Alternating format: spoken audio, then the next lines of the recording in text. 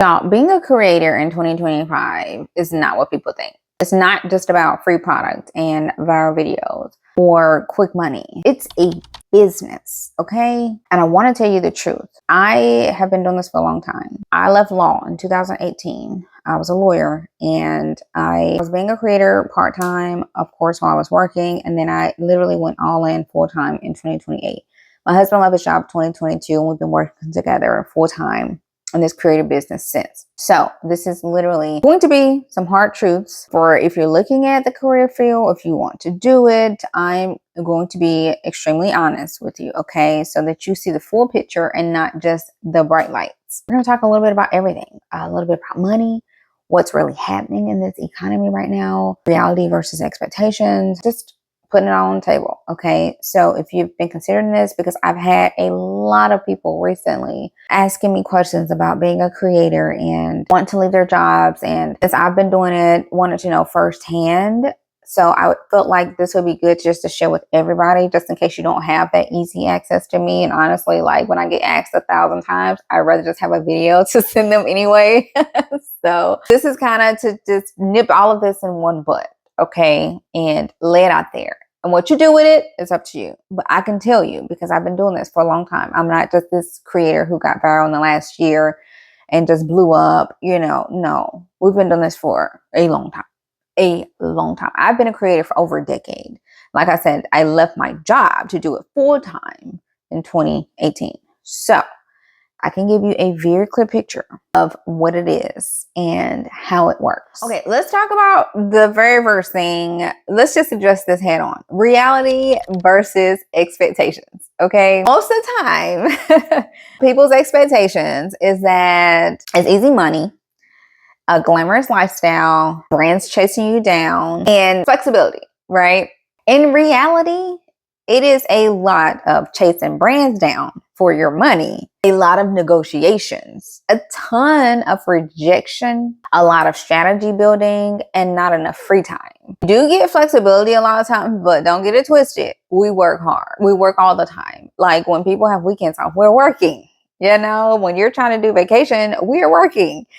So, you get maternity leaves, we're working. I have worked from the time I was pregnant. Matter of fact, to the time my water broke, I was actually working, about to do an Amazon live stream and my water broke on me. And then as soon as I got in the hospital, I was working. I was filming the birth and everything else. And then when I got home, guess what? I'm still filming, shooting, putting out posts and content and stories. So the free time, listen.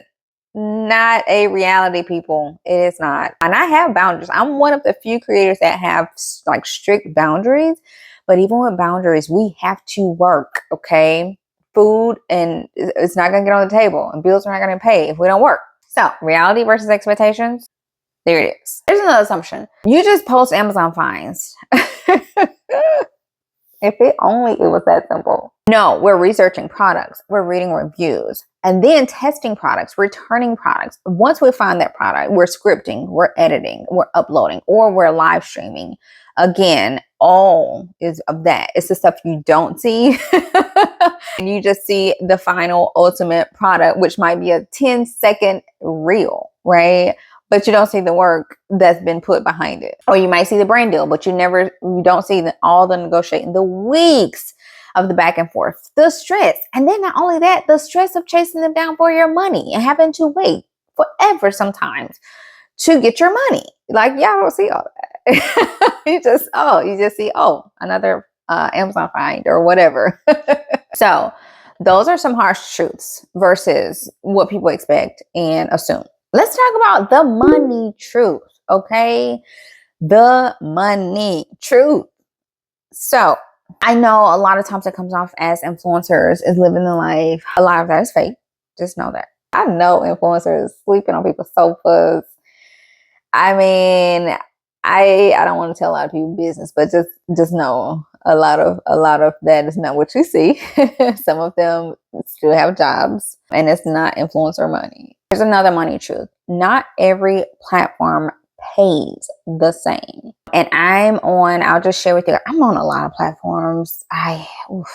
I'm on Facebook, Instagram, TikTok, and YouTube. Those are my active ones. Now, I do have Lemonade and Threads, and I got thousands of followers that just kind of like migrated from my other channels, but I'm not active there. So I'm not going to include those. But every platform pays different, and there's a ebb and flow. I'm gonna be quite honest. It's an ebb and flow. At one point on my Facebook, believe it or not, was my most lucrative platform. While everybody else, I think, was rolling on TikTok. I think people were sleeping on Facebook at that time, and I was making thousands from my Facebook alone. And that was a mixture of being paid from Facebook, also affiliate links because the traffic was there. So my content was just literally heavily pushing my affiliate links. But it's ebbs and flows. Sometimes, yes, TikTok was the most lucrative. Sometimes brands just flock to Instagram for brand deals, and you can get some lucrative brand deals from Instagram. Sometimes it's YouTube. It's ebbs and flows. And I think it differs from every creator. I always advise just be on all the platforms, as many as you can. And I know this asking a lot, but it is our full-time job. And from a creator, the reason why I've been able to survive this long is because we're on all platforms. Honestly, I know pure YouTubers who just had to go back to work because, it fell off. Straight Instagrammers who, had a great year, and then the following year had to go back to work because Instagram wasn't popping off, nothing was happening, or you weren't getting brand deals, right? So I always tell people just be on all of them if you want to be able to kind of protect your career, ebbs and flows. It's like what TikTok now. People, as with the potential TikTok ban, people left TikTok, but now it looks like it's going to be around. So, it's just so many ways to make money, but just know every platform is different. And sometimes some of them are harping features, and if you use their features, you can get paid more. I will tell you this, and this has not changed after all these years. The YouTube long form videos are the most lucrative. That has not changed. They have the highest pay rate. They also have the highest brand deal rates. Okay. And that's basing it off if you don't have like millions of followers. Okay. Because if you are an Instagrammer with, 2 million followers, you could probably get paid more for a little short than I could for long form. But for the average person, average creator, anywhere from $50,000 to $500,000, you can get paid more on a YouTube long form, still, from ads and affiliates and brand deals. So don't sleep on long forms. I have multiple channels, and I'm keeping my channels because they have had paid bills many, many, many times. I've been able to not post like through hard pregnancies. I went through IVF. I did a lot. But my long form still brought in royalties every month. So I highly, highly recommend don't sleep on long form. The truth about it is income is unpredictable. When it comes to being a creator, income is unpredictable. You cannot rely on a stable income. Sometimes it's hard to see the future. Sometimes you don't even know what's going to happen next month. So the hard truth of money is you may have a super lucrative month, then you may have a super poor month. You may have 3 poor months. You may have 12 poor months. So you have to figure out and find a way to survive. So the survival as a creator is hard, y'all. It is hard. I'm not going to lie. It is very hard because sometimes you just don't get what you thought you were going to be getting. Sometimes brand deals just don't come through. You might get it, sign the contract, but the deal falls through and you were relying on that big check. It's a lot of hard truths when it comes to money. And stability is just not there. So if you're working a job, the stability is there, your insurance is there, all of that. But when you're a creator, just keep in mind and remember, it is a lot of unstableness, which is hard for me because I'm a type A person. My major was accounting, did law school. I'm definitely like a strict by the book type person. I like to know my future, see my future. So it's really hard for a person like me because you just never know what the next year is going to be or the next month. So keep that in mind. Let's now talk about the emotional truth. Okay. There's a lot that comes along with being a creator. The number one for me that I've experienced is loneliness.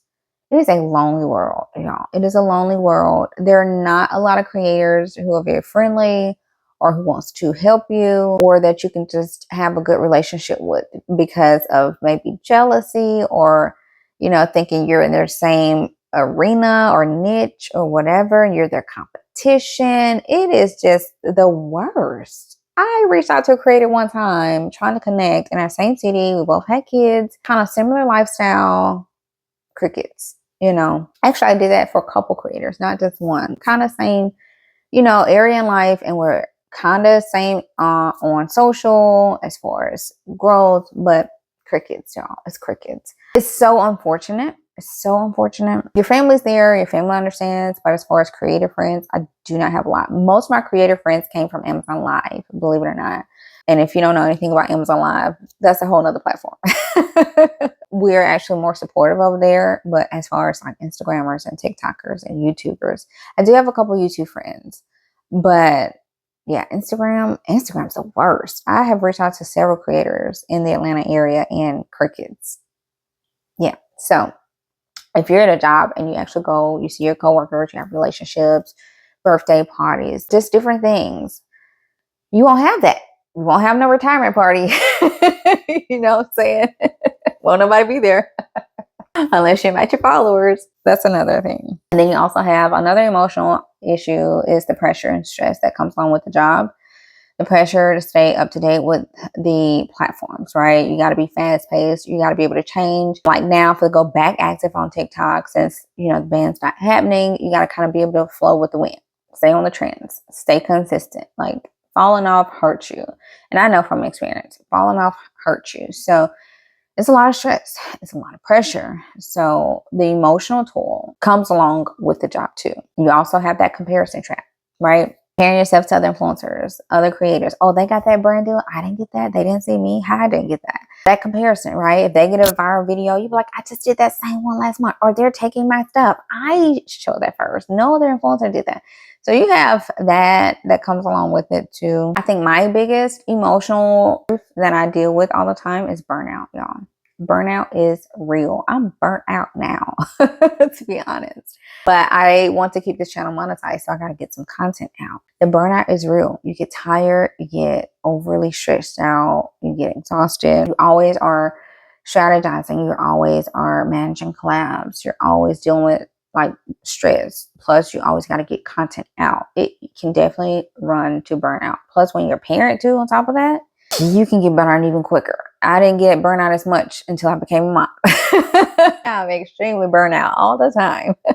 Those are some of my, I think, top emotional truths when it comes to being a creator. So let's talk about industry shifts, okay? Because this is big and this is a truth for any creator who is in this space or is looking to become part of this space. Industry shifts is major. Platforms change all the time. Algorithms change all the time. Like with TikTok, right? Now the TikTok, I guess, is supposed to be at a contract or coming to a deal, and it's not getting banned. So, you know, things are shifting. Even our business, we're going back heavily into TikTok. I still always post it. I never left it because I don't make moves until something's concrete. So I've been posting, but now we're going to go back in harder. Platforms become uncertain all the time. And then they also shift. You know, Facebook used to push my content out. My content minimum will have 50,000 views for a reel. Minimum. I used to hit 1 million viewed reel like once a week, a couple times a month. Literally, I always had a viral. Now they done changed who they pushing content. All of them are changing. It's not about followers. It's about interest now. Things change. Platforms change. Algorithms change. They literally are computers that they plug and play. And so you got to be ready for that. Embrace yourself. Another industry shift, like especially with brands, they're not just like paying for reach now or how many followers you got, things like that, but they're looking more for conversions, okay? They're becoming more smarter about ROIs. That's something I've seen as well. Audience are also becoming smarter too. They can literally see if you're selling versus being genuine and helping. You know, I think they're getting really smart about that as well. You know, so that's why I always have said to try to help people. And I'm like, if I find things to help myself, I'm going to share it because I feel like it'll help somebody else. But yeah, I think they're literally catching on to that trend of, you know, seeing right through influencer or creator too, which I think is a great thing, you know. That's why I always tell people, be your authentic self. When people see me on the streets, they know me already because, you know, what you see is what you get. Another industry trend is, of course, coming down to AI. AI. I love AI, y'all. I love AI, but I'm also scared. Okay, I'm very scared of AI too. So AI is flooding feeds. It is flooding the feeds, and it's something creators got to keep an eye out for as well. We can use it as a tool, yes, we can, but it potentially could hurt us as well. You also got to keep up with industry trends when it comes to affiliate programs too, because there are a ton of affiliate programs out there. A ton. Some of the major ones, of course, is Amazon, Walmart, Target. Then you have the platforms, the third-party platforms like Magic Links and different ones out there. They changed too. So that's something you have to deal with on a regular basis as well. Moving on to sharing with you guys what keeps me going in hopes that maybe to help you too. But you guys also drop comments. Let me know what keeps you going, because you can help me as well. All right. It's a two-way street. One, my community. I cannot tell y'all. I had a comment coming from maybe a 70-year-old woman. I might pop it on screen if I can find it. But my comments, my people keep me going, for one. Because sometimes I'm like, man, do I keep doing this?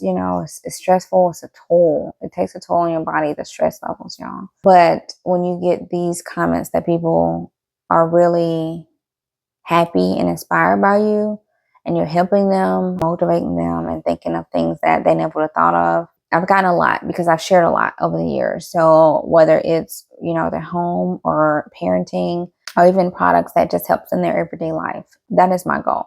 And even with Creators Corner right here, this channel was made to help you guys and to kind of like share my struggles and my challenges being a creator full time, and also to hear you guys' stories as well. My community is one thing that keeps me going. And also my long-term vision. I do like the flexibility that comes along with being a creator. I'm able to go to my kids' school as much as I need, pick them up, have sick day, things like that, which is not just income, but also the flexibility. And also, I think the long-term reach, being able to influence the world in a positive way. My long-term vision definitely helps keep me going as well. And of course, my family, right?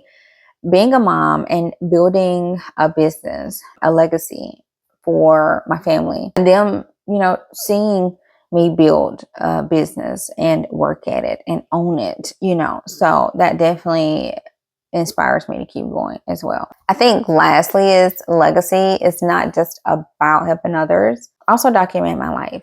We literally just went back and watched some of my old videos of my first son. Because I documented it, I cannot tell y'all how amazing it felt. And I was like, I'm so glad I filmed this. I documented it.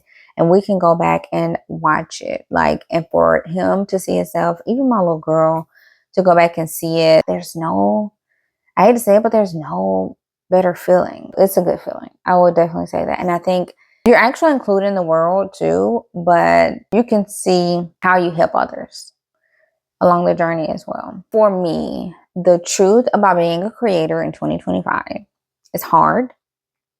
It's unpredictable and sometimes very lonely. But it is also one of the best opportunities out there if you treat it like a business and stay authentic. Very, very, very important. So if y'all want to see some behind the scenes things that take place, how to negotiate better brand deals, and how to actually make money doing this, stick around. Make sure you subscribe. Give me that thumbs up, y'all. I need it. And also, if you watched all the way through, type a comment and let me know so I can literally come tell you thank you. Because I will be sharing it all on this channel right here. If you enjoyed this video, I'm sure you're also going to enjoy this video right here, especially if you need some help.